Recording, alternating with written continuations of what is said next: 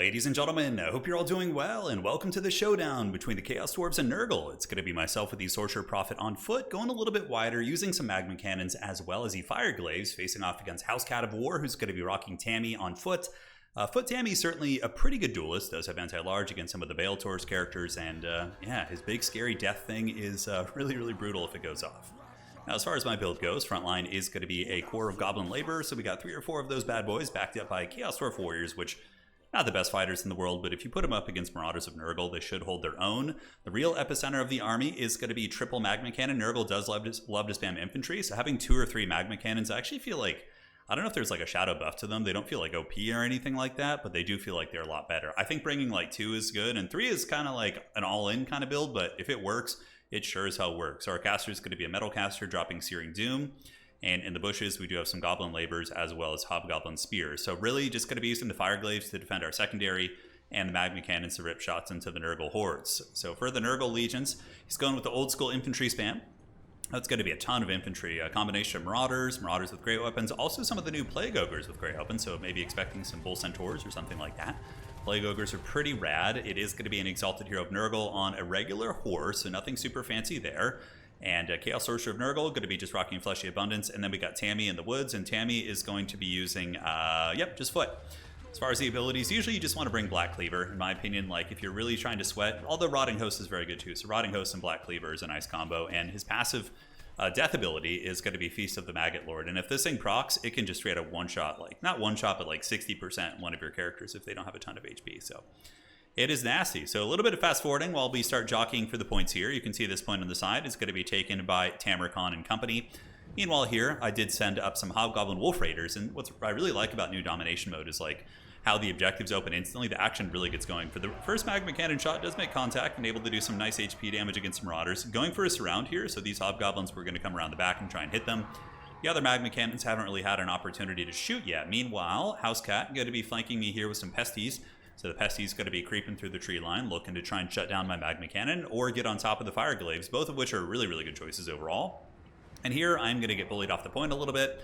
The Magma Cannon's doing an excellent job. One Marauder of Nurgle pretty much already on deathbed with the burnt effect, and now going to be getting rear charged by the Cowardly Despoilers. Yes. So they're going to be rocking 33 weapon strength, and yeah, not bad. Occupying a few characters, Magma Cannon shooting in, a little bit of friendly fire. Very Chaos Dwarf, right? So for Tammy is going to be hunting down my character, but he does get a little bit of big and thick presence here. So he's going to be targeted by the Fire Glaives, and the Fire Glaives are going to force Tammy back. He doesn't have passive healing, so you don't want to be taking that kind of big firepower on him. But he does stay at maximum range and doesn't get pounded too badly. Meanwhile, the Magma Cannon shooting into the advancing infantry, so the Marauders of Nurgle here getting wrecked pretty good. Meanwhile, on Objective 1, we do have our clutches on it, but I saw the writing on the wall.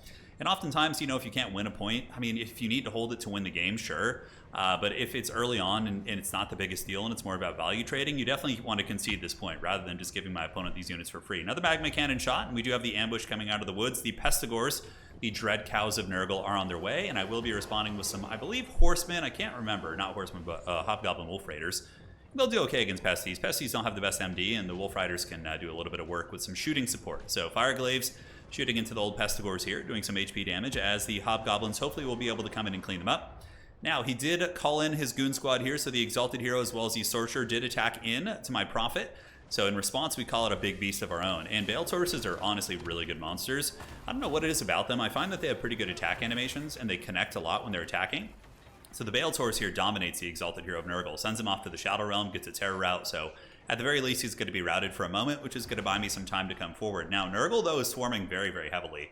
I'm up in value, which is completely normal. If you're going to be rocking triple Magma Cannons, that's going to be really standard. You can see a direct shot here right in the face of the Plague Ogres, doesn't do too much damage. What we end up doing here is calling in a Hobgoblin Wolf Rider, and this is just the distraction Carnifex. Not a Carnifex, but a distraction Hormigaunt, whatever. Something cheap and haggard. I was just trying to, rout him off the battlefield, but unfortunately he did rally. Now Nurgle's going to be clutching on the objective. So very scary here. Final Transmutation going down for my caster.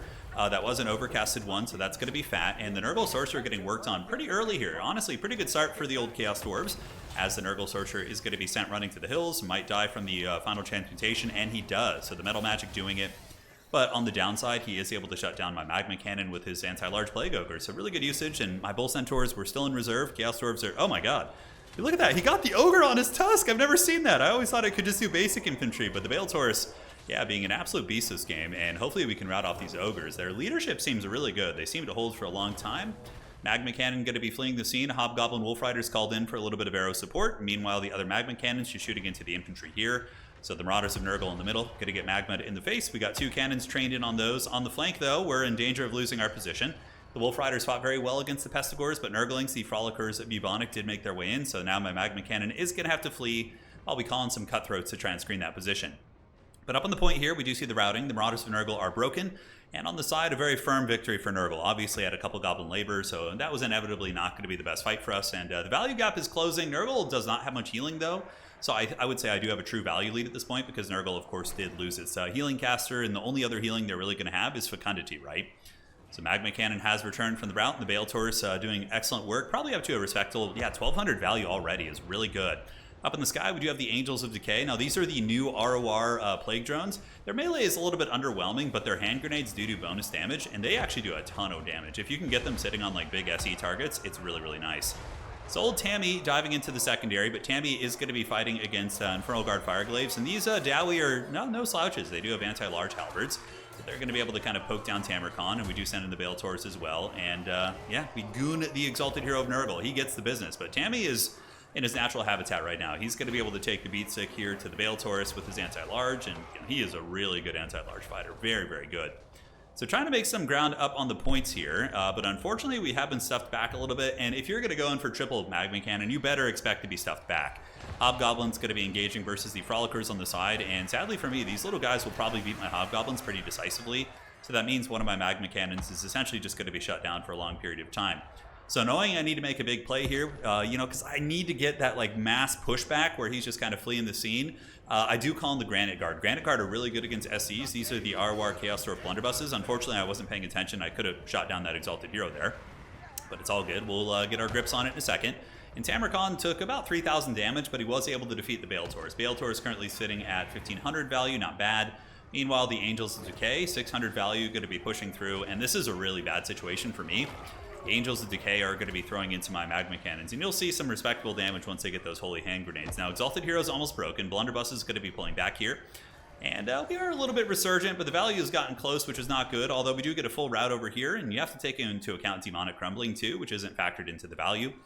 But the two characters, the Cutthroats as well as the Chaos Dwarf Warriors, going to be hustling up towards Objective 1 here. Magma Cannons ripping fat shots into the Plague Toads. But in the backfield, the Angels of Decay getting some good value. The Black Cleaver also buffing them up, and Tammy does get back and is going to be giving the business to my artillery. So losing these Magma Cannons is very, very tough, and I pretty much lose all of them. But the Bale Taurus does finally kill the Exalted Hero of Nurgle, and this is an opportunity for us here to maybe drag Tamarcon down. Granite Guard annihilating these Plague Toads, beautiful. I love the Blunderbusses. I'm actually going to be starting a Chaos Dwarf army in tabletop, and going to be running a ton of Blunderbusses. I just think they're so cool. The last Samurai from the Granite Guard moving in, and the Plague Toads just get wasted by that firepower. Absolutely brutal.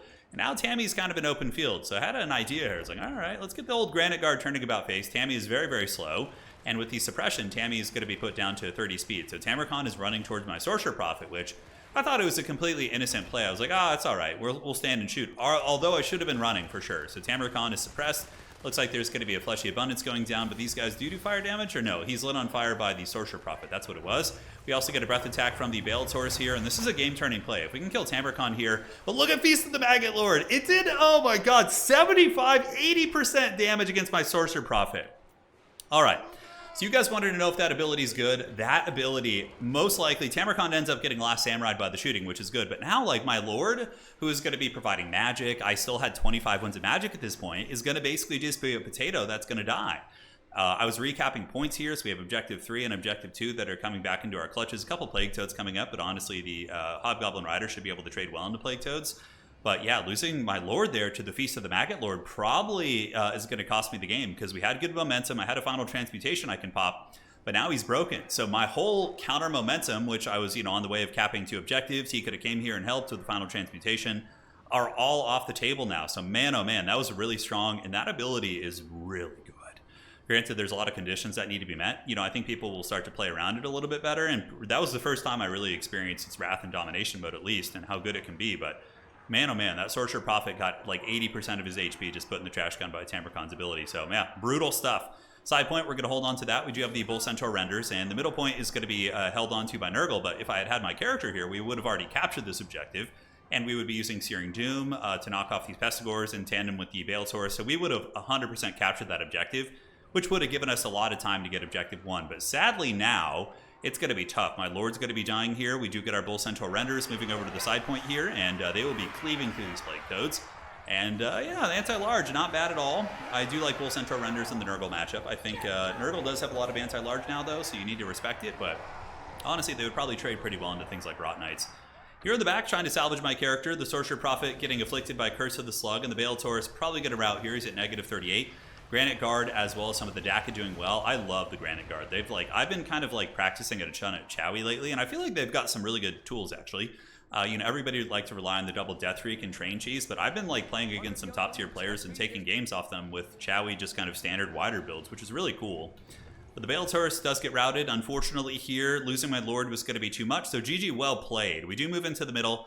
The Blunderbuss is going to do some excellent damage. You see they start to mow down some of the Pestigors. We do flank in the side and start chewing through the infantry, but without my Lord, it's going to be tough. A couple Magma Cannons came back as well, or at least one of them, and I did resummon the other, which would have been good, but yeah, the Lord loss was too much. Awesome play. Really crazy stuff from Tammy. I did not expect that, so that's something you definitely got to watch out for. Maybe Tammy's going to be meta. It doesn't keep track his damage, I do not believe, in his... from the Feast ability, I think it's not tracked in his actual damage value, because he did a lot of damage against my Veilsaurs, and then on top of that, he did 80% to my character, so... that would be way more. But yeah, Fire Glaives are awesome, 700, 1600. Magma Cannons kind of got shut down. It makes me think in the Nurgle matchup, just go for 2 Magmas. I think 3 was a little bit too hard to protect, and I needed some more width to kind of hold back the Nurgle tide. Granite Guard, awesome. I think Infernal Firesworn are really good in this matchup too. I think you should mix them in anytime you can justify it. So probably what I would do is I would cut 1 Magma Cannon, cut 1 Fire Glaive, go a little bit lighter on the shooting, and mix in some of the Infernal Ironsworn for their blasting charges against the chaff units. But overall, the build was really good for both sides, honestly. But both sides had a pretty good chance of winning, just came down to some engagements and the dreaded Feast. All right, guys, see you around. That's it for today, and well played to Housecat.